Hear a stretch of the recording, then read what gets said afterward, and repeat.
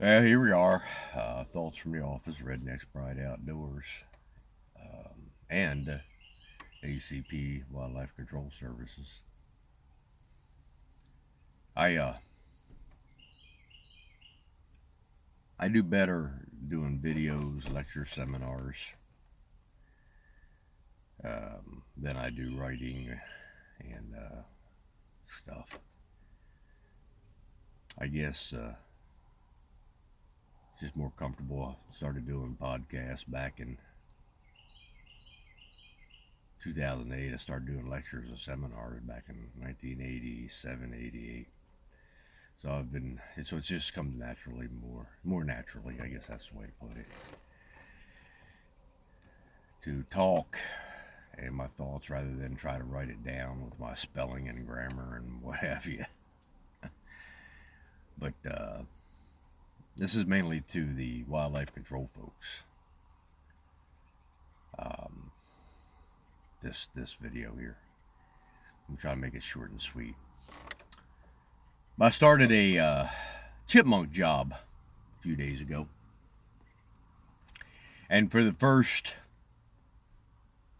3 days, I just hammering the chipmunks, bam, bam, bam, bam, bam, and customer was tickled pink and happy and all that type of stuff. And I kept telling them it's not going to keep going like this. Okay, it's not going to keep going like this.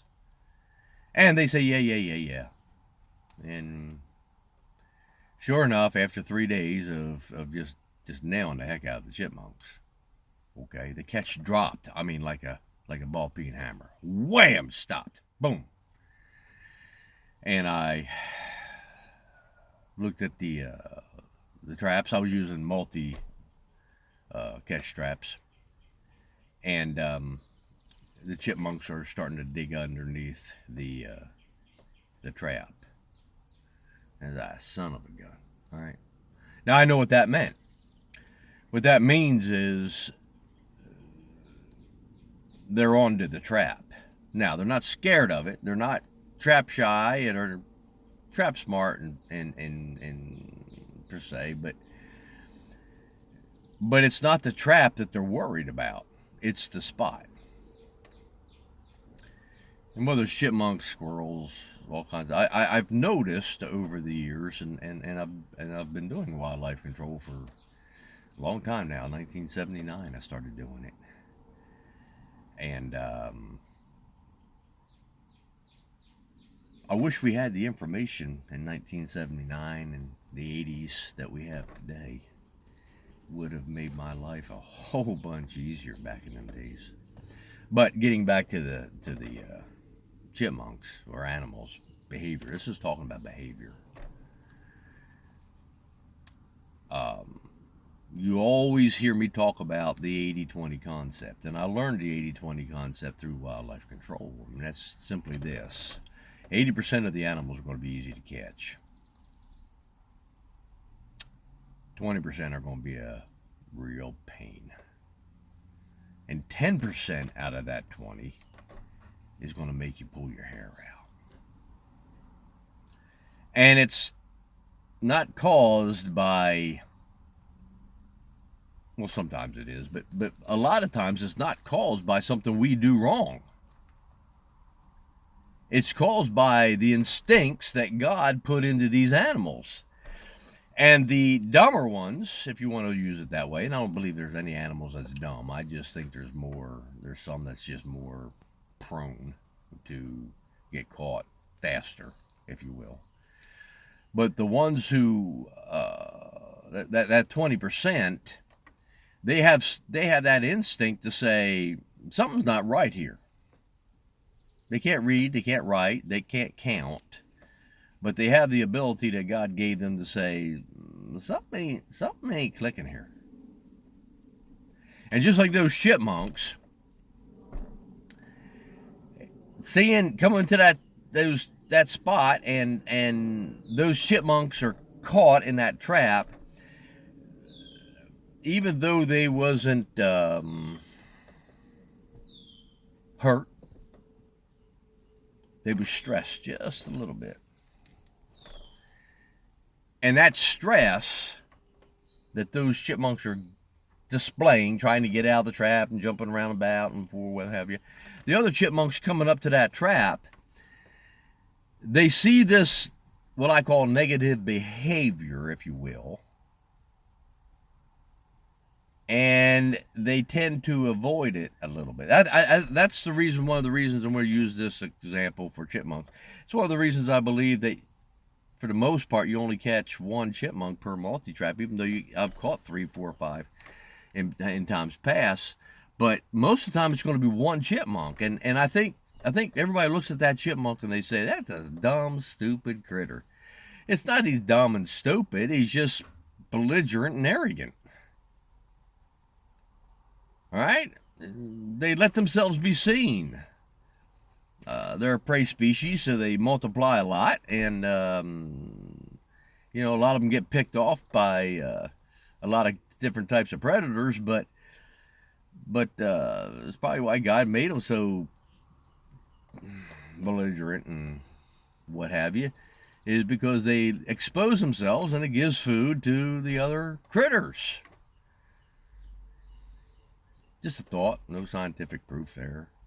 Some of you smart biologists, you might be able to answer that thing without speculation. But anyway, getting back to it, when that chipmunk comes running back up to that trap, and there's one in there, and it's showing a little bit of distress, not pain, not hurt, distress.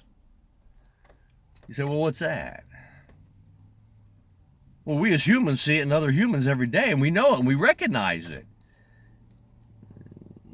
Somebody ain't quite right today. A little off, a little pissy, okay?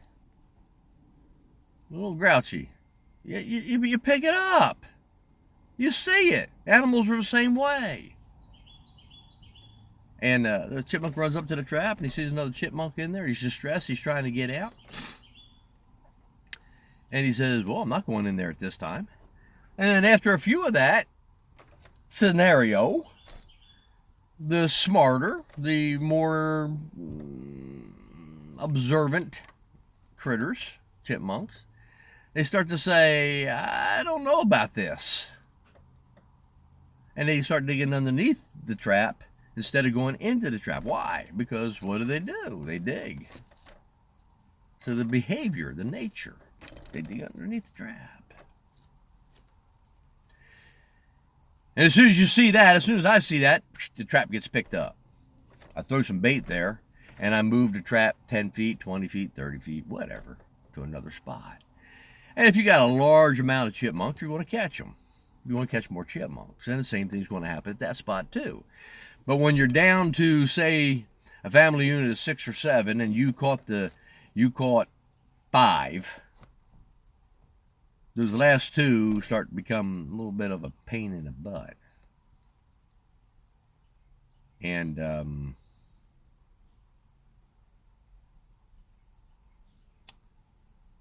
they start to make you pull your hair out. That's where you may have to not only change spots, but change up trap type.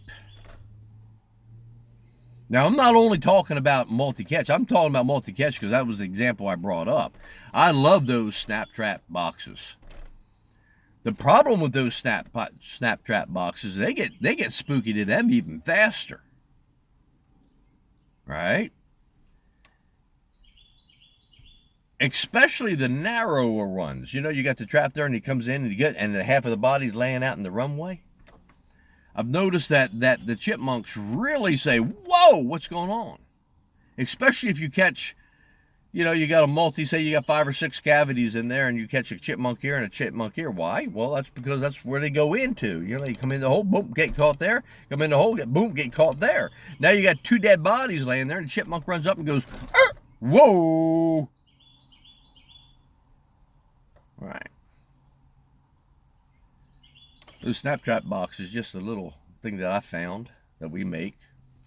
We make them a little deeper. So the chipmunk's got to go in and turn in, get snapped, and maybe a tail is sticking out, but not the body. See how much you're paying attention here. Habits, behavior, behavior, behavior, behavior. You see, we as wildlife control folks, we start looking at the animals the same way our customers do.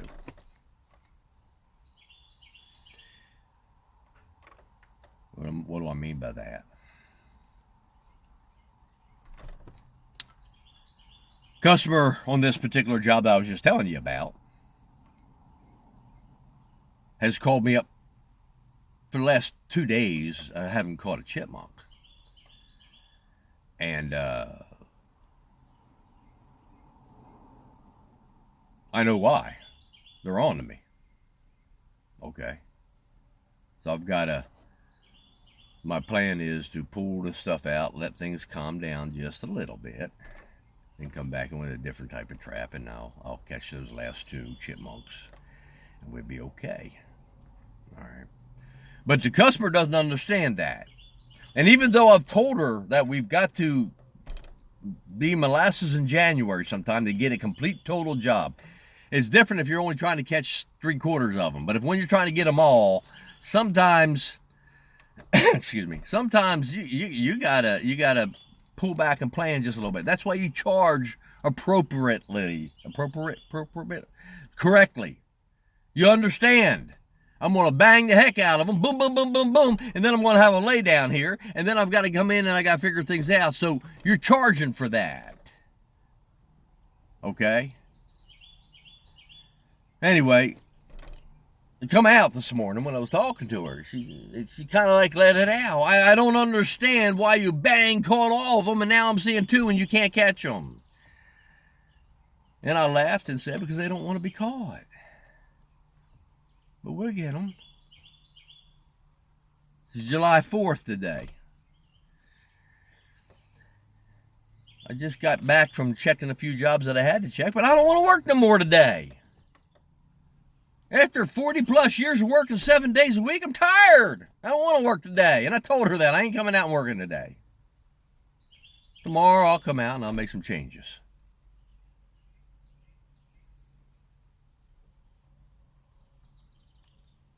Our customers can't understand why we caught so many so fast, and now all of a sudden we can't catch them. And they seem to forget about how good you was catching those fasties, and all they see is you can't get your job done. Human nature. But it doesn't stop with the customer, it's also in us. Because subconsciously, we as wildlife control, we do the same thing to ourselves. We think everything should be bam, bam, bam, bam, bam, bam, bam. We don't understand that behavior plays a part here. Same as raccoons with dog-proof traps at a deer feeder. Guys call me up all the time and say, Jonesy, I caught 5 raccoons. There's 20 on the camera, and I can't catch no more. I said, yeah, pull the traps, let it set of 3 or 4 days, and then put the traps back in.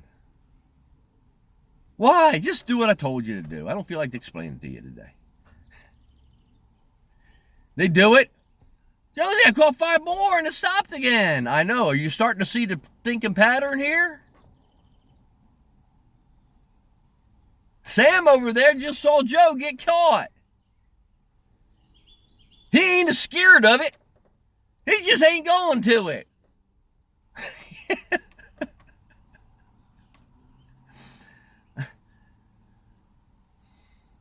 Animals aren't dumb.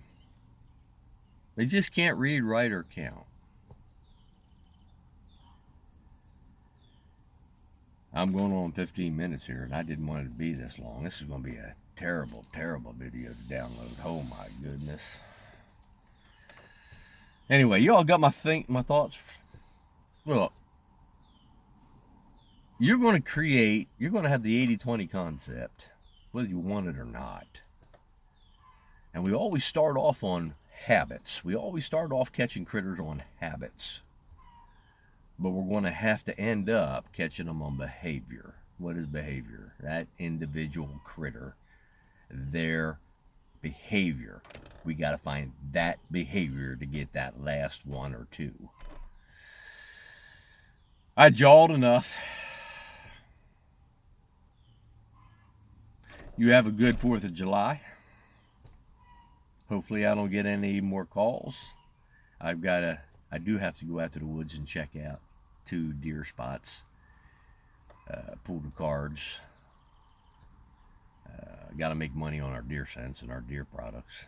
So I got to do that. But I'll be back in by 12, and it's 8:30 now, so I'll be back in by 11. And then I can go spend time with my grandkids and have a good old time. Hey, you all have a good day. God bless you. And in case you didn't notice, God's important in my life. Don't worry, I won't preach at you. So have you a good day now. Redneck's Pride Outdoors. Thoughts from the office.